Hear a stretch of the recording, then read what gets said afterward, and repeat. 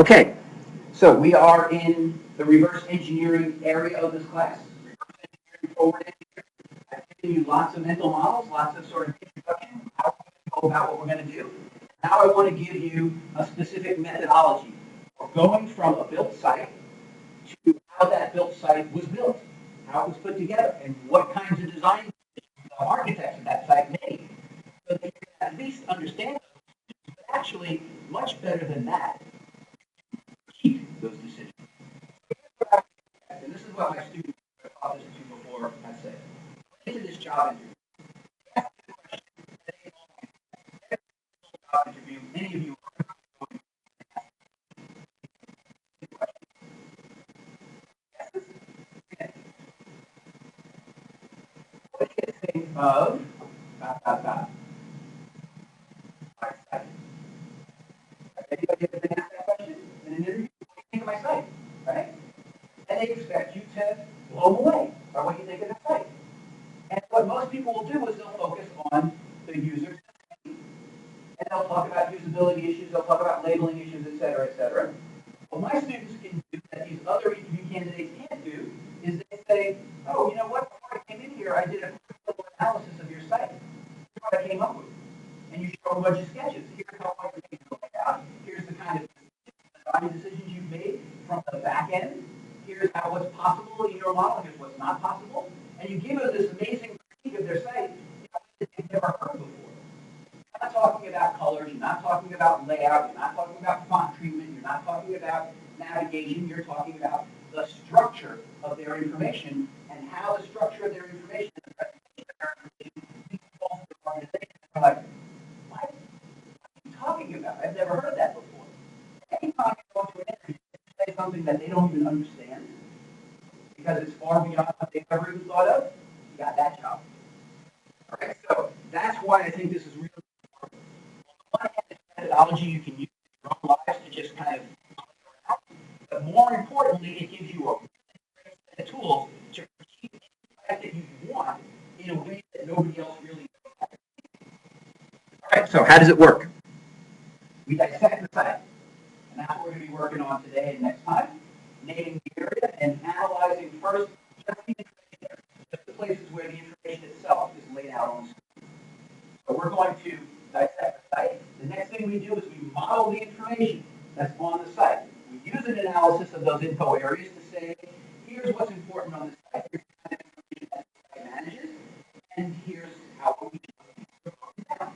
So I go to the daily site and it's got the articles, and I analyze each of those articles. Articles on the daily site. Okay, now obviously from there I can begin my critique and say, well, I know what you're putting in there. Why did you make this decision? How come you're doing this instead of this? Why aren't you tracking this kind of conversation about the site at a very deep level? So part one, dissect the site. Part two, model the information types. Information types and navigation in two separate steps. Dissect the site, model the information types, those types in a relational database. That's what we're going to do. And once they're implemented in a relational database, we're going to go back and we're going to look at the navigation of the site. The navigation of the site is a window into the so we're going to reverse engineer the organization of the information from the presentation. We're going to reverse engineer the organization of the information from the display of the navigation. Information area over here is showing one item of information that we have under our control. Navigation area over here is showing how do we expect users to move from item to item, how we expect and what assumptions we make about the ways they want to get to information. Very important stuff. So once we've implemented our info types in an RDB, that's the articles, for example, we're now going to implement the organization of those items also. First, we'll model it. We'll say, how is this happening on the site? Then we'll go and implement it. Logical design, how is it happening? Physical design, tables in a database that make it happen. And then finally, we're going to take the same pages that we analyzed before, and we're going to strip them and turn it into templates. And I'll show you a technique for taking any built page and ripping it apart and making it now the thing that will display any page. All right, that's where we're going. So we'll do this over the next 4 weeks. We'll take a complete example that I built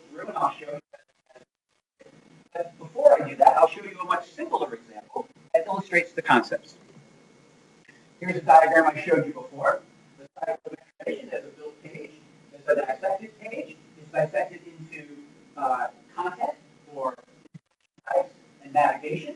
From both of those, we build a data structure. And then finally, we take the same built page, re-engineer it to not be a built page, but instead to be a template to show exactly how all the information that's retrieved from the database lays out on the page. That's where we're going. And that's what we'll be doing in the next 4 weeks. Okay, now we're ready to start step 1, dissecting the site. I need to give you a little bit of background, and that is that the usual way a website is thought of is like this. A website is really about the pages. As I said, it's about the front end. We talk about the HTML, the CSS, layout, all the fonts, all that stuff. It's all about the page. The page is the thing that we're focused on. That's not how we're going to look at it at all. We're going to look at it like this. There's a page. And the page is a layout of areas.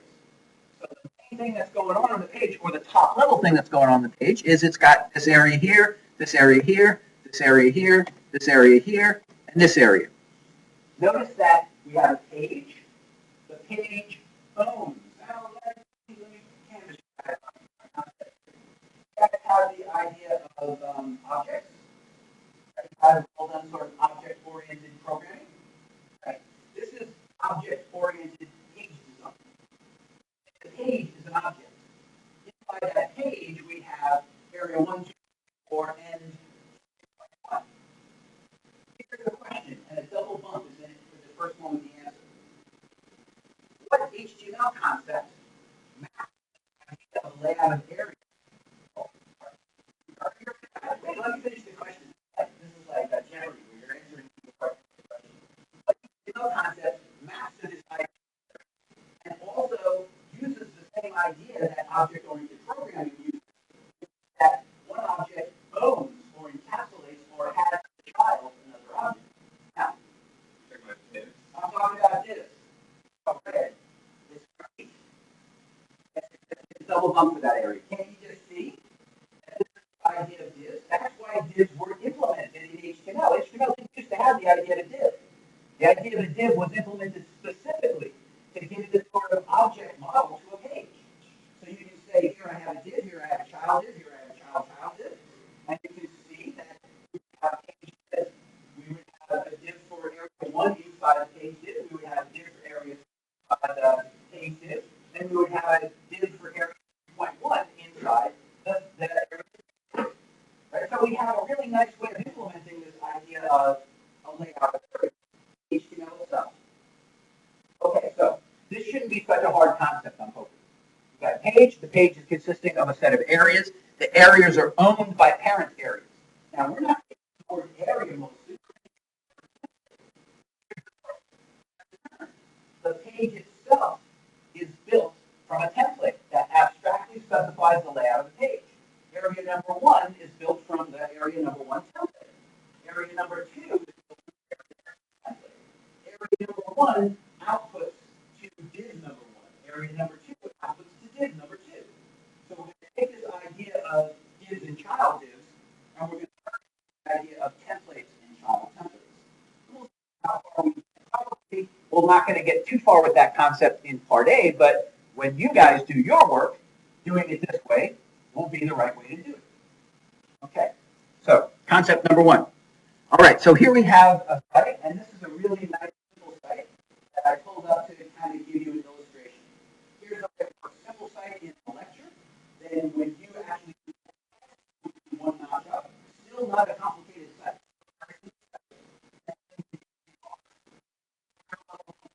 You want to try and get to the, try and get to your goal of finding. So this one is Dorm Room Biz, helping students grow their businesses. I know a lot of high school students are also entrepreneurs. We got tons of entrepreneurs around here, so it's just possible. But why I really chose it is that it's simple enough that I can describe all of this, all of the process in a pretty straightforward way. Okay, so name the areas. Here we go. That's the page. Here's the banner area. Here's the global nav area. Here's the info area with partial views. And now let me explain this idea of partial views. What are each one of these things? This is a blob, right? This is a typical type of blob site. So what are each one of these things? Okay. More, tell me what they represent. What is this thing under 30 inches here? Posts, right? Blobs have posts. So here's one, two, posts. But notice it's not the whole post. It's the post. And it's really more meant for navigation than it is for you to read. So it's possible that you can read this, and that's it. You're done. But what it's kind of designed for is you click on the continue reading button, the whole thing. It's a partial view of a post. For some reason, in some order. What order are these listed in? The first kind of technical term. And the second word of the technical term is chronological. So over chronological and chronological. These are in reverse chronological order. Newest on top, and then just a stack. It's like first on, last off. Right? Last on, first off. It's a Lego stack. Last on, first off. Right? We're putting it onto the stack that way. Okay, so what we're going to call this is the info area, because this is the information types. We're already knowing that we have type manifold posts. But I only have partial views of those posts here. It's important for us to understand that. And then over here, I have some local nav area. We'll talk a little bit more about what's the nature of the posts and what's the nature of the local nav area. But we're not there yet. We're doing a big, fat dissection of the page at the gross top level. Okay, so we have a banner, global nav, info area partial views, the local nav, and another thing over here that we're going to call the ed area. Okay, that's pretty straightforward. Not hard at all. But what I want you to start doing is being sort of intuitive about what's going on here. Like the move I made here, saying info areas partial views, that's already making some assumptions about what I want. Like, what's the major information type here? Is this the whole thing? Okay, so that's number one. Now we're on a different page. I've now clicked on one of those things that says more. Now notice I have some of the same stuff, right? Banner and global nav. This still looks like the same local nav. This still looks like the same area. The other one was called a content area or info area partial. What do you think this one's going to be called? Full view, right? Because this is a full view of one item of type post. So we have partial view, we have full view. So here's the info area full view. Here's the same local nav and the same ads. Now, I won't go too far into this right now, but we're beginning to see a flow. The flow is, and this is part of the default flow of almost every website that you'll ever see. When I click on global nav, I'm going to go to some form of home page about that, about the thing that the global nav talks about. In this case, when I click on the global nav, I go to the home page of posts. The home page of posts consists of partial view over here and the navigational structure over here. That's what we're starting to see. So in addition to decomposing pages, we're also getting feeling for the flow. How user clicks, new build page, user clicks, new build page. How does that circle work? What's the nature of the circle, and how do I want to make that work? The people on this site have decided to make it work in a really sort of old school default way. On the global nav, go to the home page for that area. The home page for that area has partial views and whatever nav I think you want to use. I click on something in the nav, or I click on, in this case, I click on something in the partial views. I go to partial view, full view. This is the way that I want you to start thinking of things. You don't necessarily have to take on the terminology that I use, but I want you to start taking on the thinking. That there's a flow, and there's a flow between where you click and what happens. And that flow should be obvious to the user. Obvious to the user is to make it like everybody else does it. Because then it'll be obvious to the user. But really the best way in general to do it is to do it in a way that's obvious to the user, but blows them away with how cool and simple it is. They play off of those standard metaphors, but they don't reproduce them. They're not, that's the whole school. They do something different. They do something creative that really still works. And Okay, so I'm still naming the areas. I had this page up here, right, and that showed my same layout exactly with something different up here. Next layout goes like this. I click on something in the partial view area, and now I get a layout like this. Same template. Can you see that it's really the same template? All I've done is I put something different in this area of the screen. So I might even do this with Ajax. I only want to replace one part of the screen. I can use Ajax to make a nicer user experience.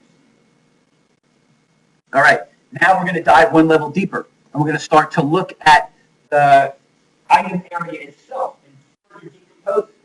So I need to give you the idea of areas. Here's what an area looks like. So here's that page. All I did was take the content out from it. Here's our database over here. Our database has info types in it, and it has access structures in it. The access structures will organize the information, and the info types of the information itself. Type has some number of items. So if we have articles or we have posts, it's structured posts. That's what we're trying to get to. That's what goes in this big fat area over here. All the info types. Then I have access structures, and the reason I call them access structures is that they're all about access. Allow the user to access the information. Much better than navigational structures, because as I talked to you about last time, navigation is really just one way of thinking about how we move around an information space. Access structure really focuses on the reason for these, which is access to the information. All right, so we have our database over here. We have our page over here. Our access structures are going to be used to build the global nav and the local nav. And our content types, or our info types, are going to be used to build the info area. So there's your little map of how this kind of thing works. Here's how we look at each of these areas. So what we want to do next is go from this area right here, what sort of has to be over here? What are the parts that are shown on the page, and how are they shown? So here's a typical page. And I'm going to give you a key, and we'll go through this key. This is the same key that I want you guys to use, by the way, pretty much in your exercise. And we're going to go through a very simple example of this key. So thing number one, right up there. So let me back up so you can look at it. That is what that thing is. Just tell me what do you think it is. Right? It's post. Pretty clear. So I'm just going to label it that. Post date. P dot date. P for post. Date is the name of the thing. Okay, so hopefully that's like, oh, okay, so that should be really nothing hard about this. Hard, not the circling things and writing names, but hard coming up with the right way to think about how all this fits together. Okay, so there's P dot date. This next little thing right there is C for comment. Dot number. Number of comments. Okay, now notice what's the most important because that's easy. What's a little harder what students cannot get is what's not circled. Notice what's not circled on this page. A little tilde, and for comments, and even a little icon, a little bubble icon for comments. That's what's not circled.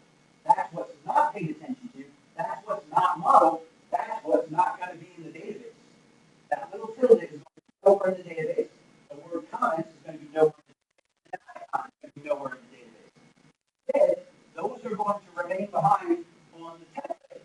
That's filled by data from it. All right, so let me get an idea from you guys. This one, way up here like this, if I totally agree with it, if down here like this, means I totally disagree with it. You're ready. I'll say the statement, and you tell me where you're at. And this is a way of thinking out where you guys are all at, so I know how to pitch this. So far, I've understood absolutely strongly disagree. So far, what you said, it really notched it up for me. I notched it up strongly disagree. A couple of those, one guy right here, you're going to be my next time. And so most of you guys out the right level, right? Because we can do it at various levels, and I just want to know where you guys are at. All right. So what's important here, now I have a better idea where you're at.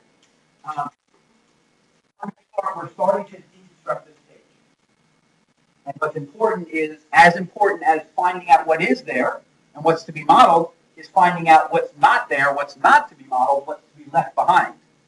Okay, I'm going to do the next one. Somebody scream out, what do you think when I hit the next bill? What's that going to be called? P title, right? Is that, which name? Oh. She said P title. Morgan gets it done. Keep them away. Now you'll have to ask. I talked about that last time. P title. Okay?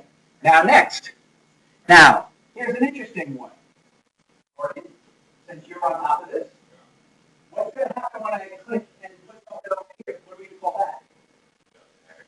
P tags? Could be. Not a bad example. But here's what we're going to say. That this is actually not part of our analysis because it's about navigation. When I click on those things, it's about moving the post. It's not about telling me about the post. Although, if it was about telling me about the post, it would be what you said. You have tags. The tags that are associated with it. That's where this comes from. So according to show that he really is up here on this. But you have to actually get analysis. And what's in this analysis is really just about what's in a post, not necessarily what is getting from post to post. That's why tagging my post is much more on being able to get to the post and for telling what the post is about. Although being up there, you can read that. Okay. All right, next. P.text. Notice how much is surrounded by P.text. P.text is all of this stuff. It's the text of the post. It's straightforward because we have lots of different varieties on posts. Here's what we're going to say. If it just has paragraphs of text, like paragraph, paragraph, paragraph, paragraph, we're going to call it a P. This one is not just paragraphs of text. This one we're going to call RT, rich text, because it's got lots of stuff in it. Notice it has images in there, it has all sorts of different stuff in there. So for the moment, we're going to call it rich text. We're going to have to do a lot better as we go along than just simply calling it rich text. But at the moment, just to get past this part of the analysis, we're going to call it rich text. What's in that rich text? Okay, so far a post has a date, it has text, and a comment has a number. Okay, inside the p.text, p.text.link. That's link. External link. When I click on this external link, I go to some other website. So I'm going to call it E for external. And we're going to see why we need to flag all this stuff in a little while. But right now, the point is just to get used to flagging it, just to get used to taking pages apart and dissecting them. So here's p.text. P.text.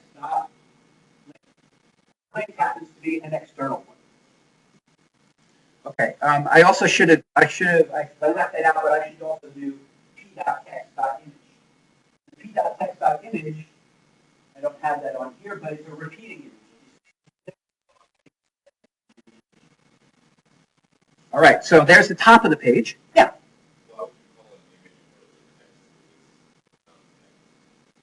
Yeah, right. So I could have called it, instead of text, that's actually a really good question. Why did I choose the word text, is what you're saying.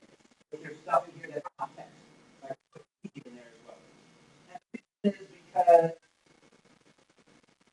other words would be even less useful. I could call it content. So the word text, actually, when you do the exercise, see if you can come up with a better word than text. I'm not happy with the word text. That's got more than just text. So what describes other stuff? Which, by the way, I'm going to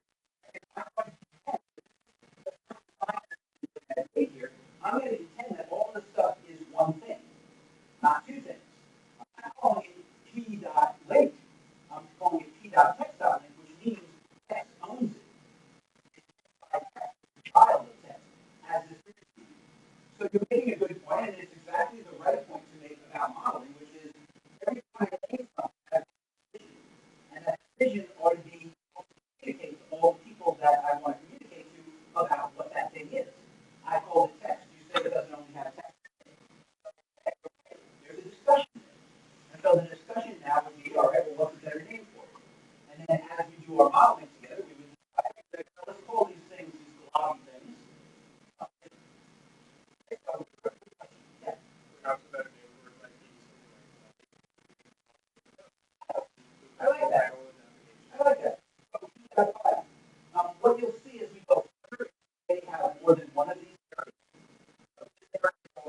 on the other side of the screen somewhere else. We may have a different area. So it would be kind of strange to say that some type of information has two objects. Saying it has two text, that's a good point. And that's exactly the kind of decision that you guys should be having this entire quarter. What's the right thing to name this? Everything fits together. And as I said, naming is what we're all about here. Trying to get through this course. All right, let me finish this off so that you guys can get to your work. Okay, here's the bottom of the same page. Bottom of the same page. And now I have that same thing, the tags. And so, what was your name again? Morgan. As Martin pointed out, they're tags. Just like in any blog post, we have all these abilities with tags on all of our posts. So we're not going to deal with those right now. We'll deal with them later when we talk about navigation. But what we do have here is the same c.num on the bottom of this page. Have the same piece of all sorts of places on the page. We also again have p.title down here. And notice again what's left out. Quotes around p.title here. No quotes around p.title the first time we saw it. The word responses to, not in the information, but in the text. And then we have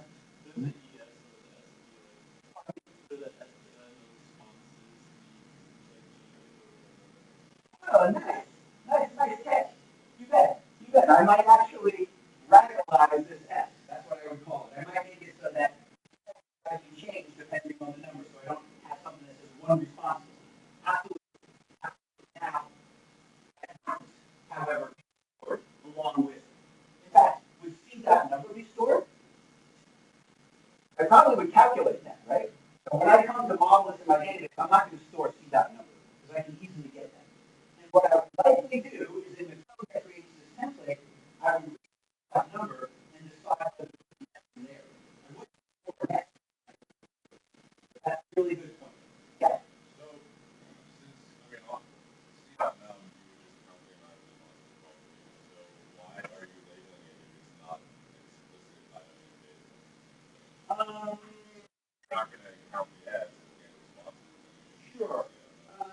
Yeah, that's fair. I wanted to make sure that everybody saw what all the different parts and pieces were. But you're right. Technically, well, I haven't said that every single thing is right. There's a little bit of a discontinuity between flagging the three of responses and not flagging the S. I mean, if I was being really, I would put lots around there. But without logic. So how do we defend our decision? Yeah, awesome question. That's another fun thing. That's exactly what we're about here. How do you defend your decision? I think in mind, maybe better or worse. If we were actually doing a design here, I would say, hey, you're right. Maybe not title, maybe body. In this case, body's better or worse, so let's go back and make it body. So none of this stuff, none of the solutions I show you are right or wrong. They're the decisions that I made at the time, the that I had. And I'll tell you, there is nothing like 30 eyes on your work to show you all the discussion points. And so the same thing for you guys. It's really about defending your decisions and coming up with decisions that everybody likes in the design. It's not necessarily about making the right or wrong choice. So good question. Yeah. Is that standard taxonomy for information architects? Taxonomy of no, I would say that's a design decision, and in fact, well, it should be, because none of these things are written in concrete. There's no right way to name stuff. There are ways that people use more often, like not calling that p.title. That's kind of weird. I really have to defend that decision because it's so clearly the title of the post. But there's only more obvious and less obvious. There's not right and wrong. And so that's what I want to teach you guys. The idea that it's all a debate. And some ways have ability, and some ways have flexibility. So if we were to go with this idea that this is a body, not a text, then we have to say, okay, well, what happens later on if we want to put two of them? And we might say, oh, this is post. Right? Post never has post and body, more descriptive than text. Or we might say, well, it's a post now,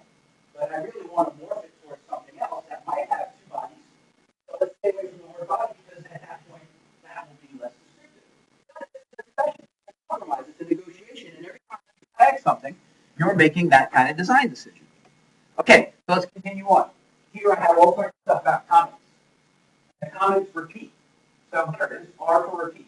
So I say this area is all about a repeating block of comments. So I'm moving towards the idea of the programmatic creation of this page, but right now all I'm doing is analyzing the page, and I'm seeing that comments are going to be repeating. And that inside a comment, I have a c.name, I have a c.date, and notice the difference between this date and the other one. This is actually like a date time. So probably to be more specific, I should call that c.date time, because it's really more than a date. Other design decisions. And then we have p.image, sorry, c.image, the image of the comment.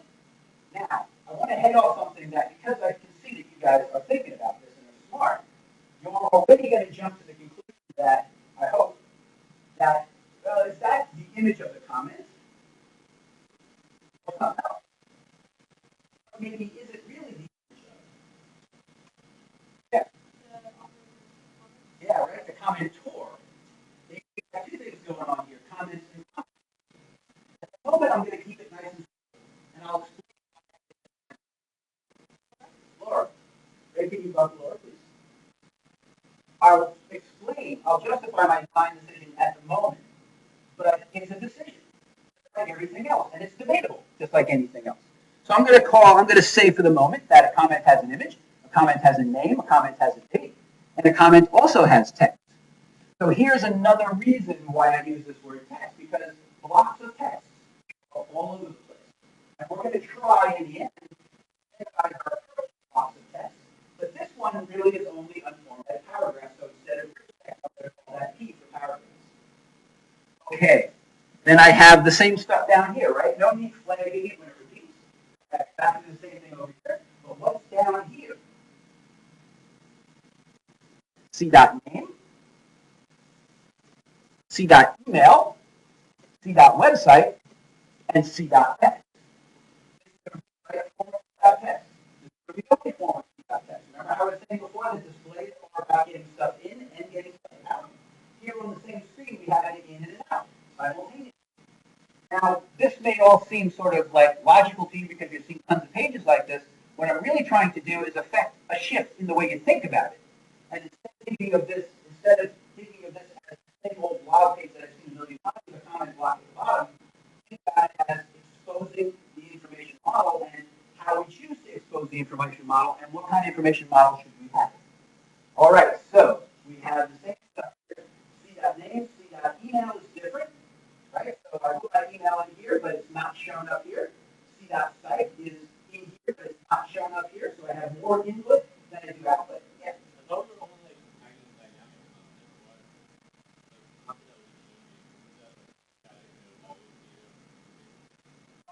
dynamic Good point. And what's your name? Say a bump for Justin.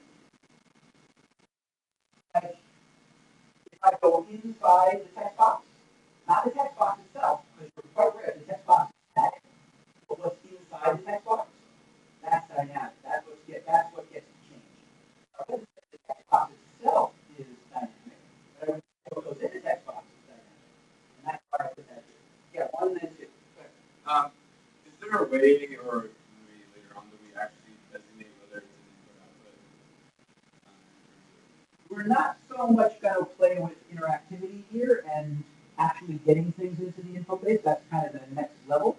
Really what we want to do is see what is in the model. And so whether it's input or output, it's in the model. Because if I input it, it's going to have to be in my model, and if I output it, it's going to have to be in my model. So not so necessary at the moment, although in the end, if you were to do stuff that goes beyond what we're going to do in this class, yeah, you would totally have to designate what's input and what's output only and what might be input output. So a little weird discontinuity here. I'm leaving a reply, and here's all the stuff. What I put in here, there's a bump. What I put in here, what I put up here. Sure. Considering that I put some time. That's why.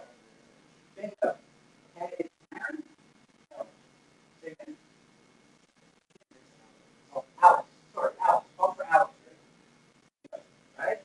place to upload an image, but yet I'm showing an image here. So there's a little question mark in the back of my mind saying, well, I'm not putting images in here. They're not putting them in here. What's going on? So what I would say, probably my analysis going beyond what I need from you right now is there is, in fact, a separate commenter and comment. And what's going on here is really just creating which commenter that I already know about is in here. Because otherwise I need to somehow upload an image. Maybe after you've made 3 or 4 comments, I give you the opportunity to join. So this is a finesse. Maybe that's like a public view and you log in. I would get a different view that would allow me to upload my image.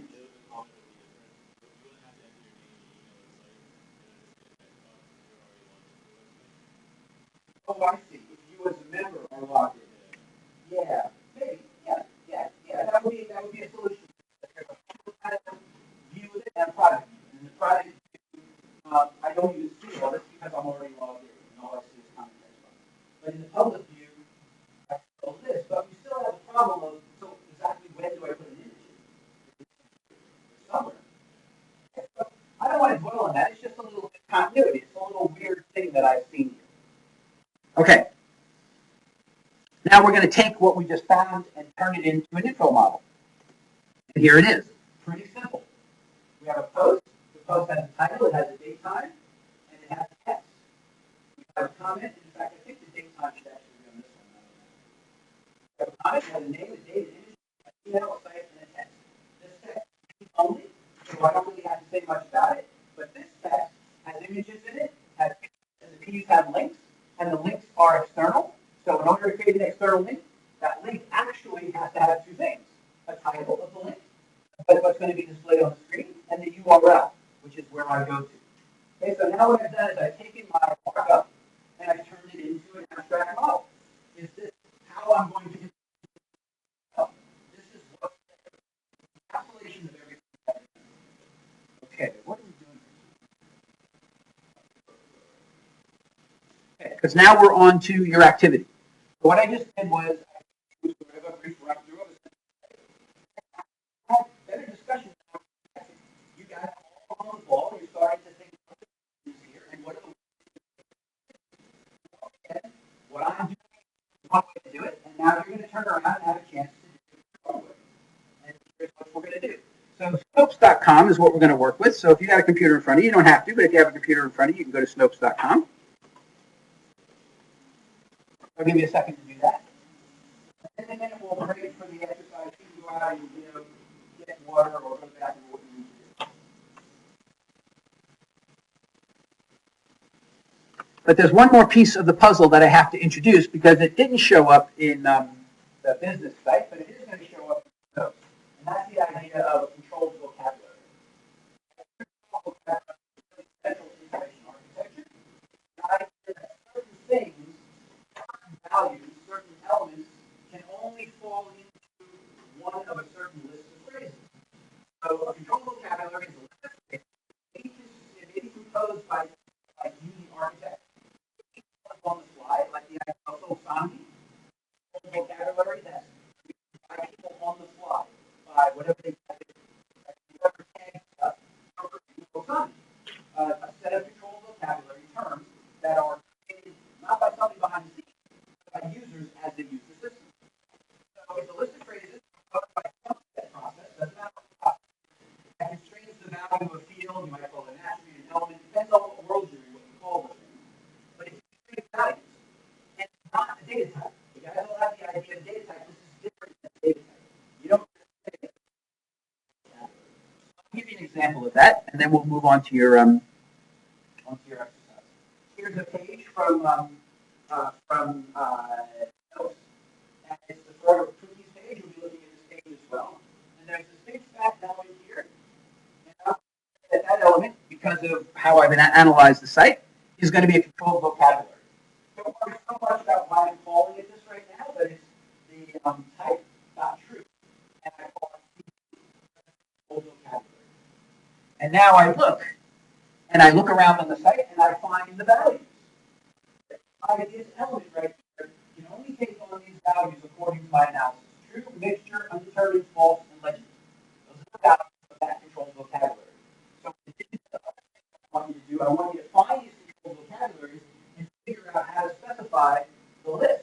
all the things that are in the controllable categories. Almost always somewhere on the site. Almost always you can find the list. And I found the list on the site, and it's the list of values that inventory. That's the final element I need to give you before you launch into the exercise. Here it is. Go to Snopes.com and name the areas on these pages. Yeah. Go to the home page, find any category out of the way, and find any rumor page, and that's what I'm calling the kind of the final full rumor pages. Already assumed, or create a different name, you can call them something else. I call them rumors, you can call them whatever you want. But for this, I want you to do these three pages. And like I said before, there's the page and all the different areas. I want you to mark out all the different areas on the home page, on the category page, and on the rumor page. Then, I want you to do an analysis of the info areas like we talked about. I'll give you the ones to do because I want us all working. So there's the forever cookies page, there's the microwave pets page, there's the sources page, and it's going to be up to you to find the source type. So there's some place you can go to find the source type page, and you can find that. And now, an entity, let's talk about the concept of an entity from an entity is one significant player. Here are the rules I want you to follow in order to the main type of info on the page is an entity. Posts. Any areas that repeat must be separate. Comments repeated, so they don't separate different items or pages or separate entities. And you kind of play with that one and see what you come up with. So you find the entities, you find the entities, you name them, all the qualities. And so here's all the rules that I went over before, that key, right? So create a prefix for each entity, label the sub areas, and give them names like bar.title, we talked about that before. Add the qualifiers, and here's all the different qualifiers to add. Control vocabularies, optional things. And then you can drill down into the text areas. Find what kind of paragraph it is. Is it RT, or rich text, repeat, or is it just a string? And if it's just a string, and internal. And make sure as you're doing this exercise that you don't cover the data. Like remember, it was 3, and then it was like a date and then tilde. Right? Make sure as you're marking out these pages that you don't cover things that aren't supposed to be covered. Only the stuff that you expect to be pushed into the page. Okay, and then at the end, yeah, at the end, put together that little diagram like I had in the example. Here's all the stuff in the type. Here's our controlled vocabularies. And for links, make sure you get the links, and then make sure that you go down and analyze exactly what's inside each of the text areas, including any bullets, formatting text, all that kind of stuff. So find as much detail inside those text areas as you can. Diagram like you saw in the slides. Okay, that is it for your instructions.